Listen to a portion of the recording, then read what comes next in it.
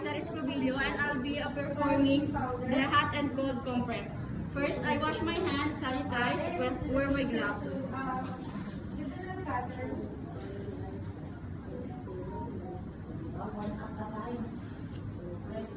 Approach my patient. Hello ma'am, I am Liza and I'll be your caregiver for today.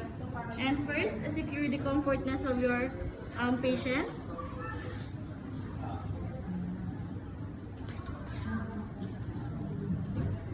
Put the soft pillow underneath. And then put a towel.